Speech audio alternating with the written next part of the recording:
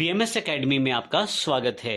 इस सेशन में हमने देखा था किस प्रकार हमने हैविंग और ग्रुप बाय का प्रयोग किया था। इस सेशन में हम बात करने वाले हैं एक डिफरेंट टॉपिक, एक डिफरेंट एस्पेक्ट से, जिसमें हम अपनी फील्ड्स को एक पर्टिकुलर नाम दे सकते हैं, उसका एक अलग नाम रख सकते हैं। इसको मैं एग्जांपल के साथ आपको बताना चाहूँगा। जैसे नीचे यदि आप देखें तो हमारे पास यहाँ पे एज का प्रयोग किया गया है। तो select dealer name as dealer, product name as items, total sale as sale. तो अब यदि आप यहाँ बाद वाले कैरेक्टर्स की तरफ देखें, जो मैंने यहाँ कैपिटल दिखाए हैं वे सभी मैंने नाम रखे हैं, और एक्चुअल कॉलम्स के नाम जो पहले वाले कैरेक्टर्स हैं वो हैं। इसका मतलब ये हुआ कि डीलर नेम पहले से अवेलेबल कॉलम का नाम है टेबल में, लेकिन मैंने उसका नाम चेंज करके जब आउटपुट लिया है तो डीलर कर दिया है। ये केवल दिखाने के लिए है, एक्चुअल टेबल में कोई भी फ़र्क नहीं पड़ने वाला। मान लीजिए आप कोई नाम बड़ा रखना चाहते हैं तो उस केस में आप सिंगल या डबल कोट्स का प्रयोग करके उस नाम को प्रयोग कर सकते हैं।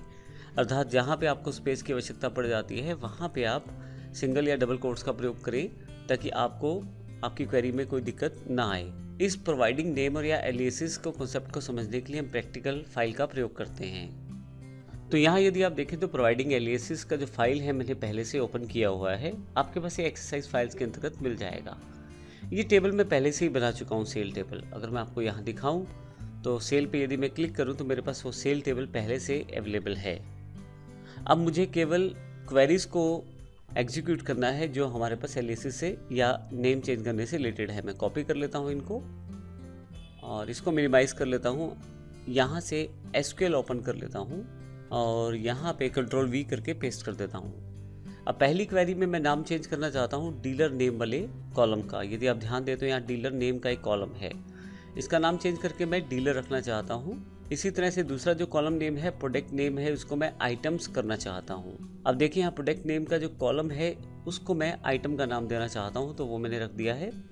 तीसरा टोटल सेल है जो कॉलम का नाम, उसको मैं सेल करना चाहता हूँ, वो भी मैंने यहाँ पे टोटल सेल के कॉलम को यहाँ सेल करने की कोशिश की है।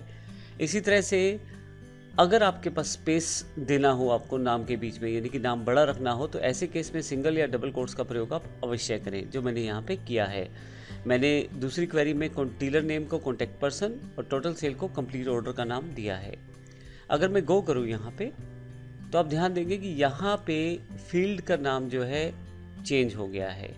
अब एग्जैक्टली डीलर नेम की जगह डीलर आया है, प्रोडक्ट नेम की जगह आइटम्स प्रिंट हुआ है वहाँ पे, और टोटल सेल की जगह सेल आया है।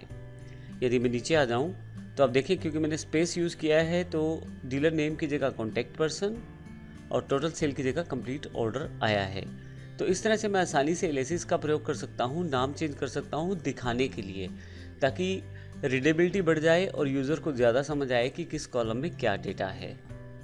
तो इस सेशन में हमने एलियासेस की बात की है। अगले सेशन से हम जॉइंस की बात करेंगे।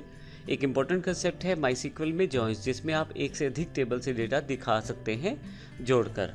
धन्यवाद।